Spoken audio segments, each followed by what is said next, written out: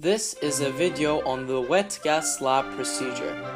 The equipment we require will be magnesium ribbons, dilute hydrochloric acid, a sidearm flask, a measuring cylinder, a water trough, a rubber tube, and a thermometer. First of all, we take about 0.3 grams of magnesium ribbons. We measure the exact mass with a digital balance and note it down. We then measure exactly 25 milliliters of dilute hydrochloric acid. As always, we mind the meniscus. Now comes the rather challenging part of the lab. We fill the water trough around 3/4 with tap water.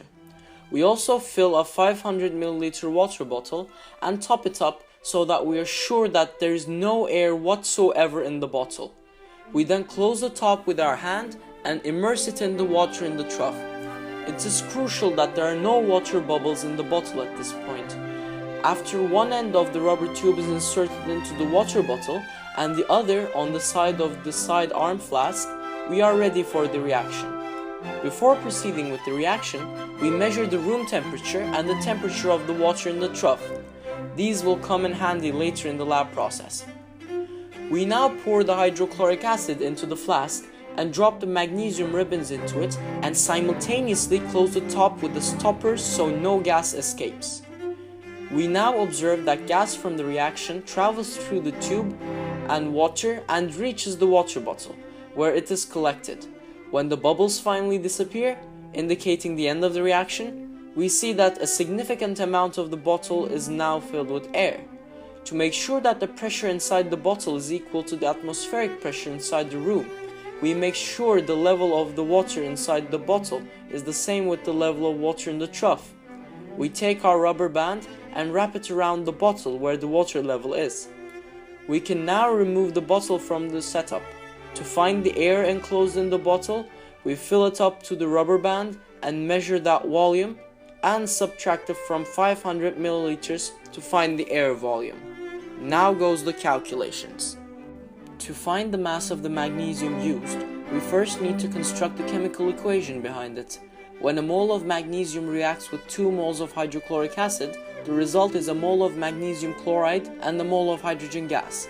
This is a typical acid-on-active metal reaction, so for every mole of magnesium reacted, there is a mole of hydrogen gas produced.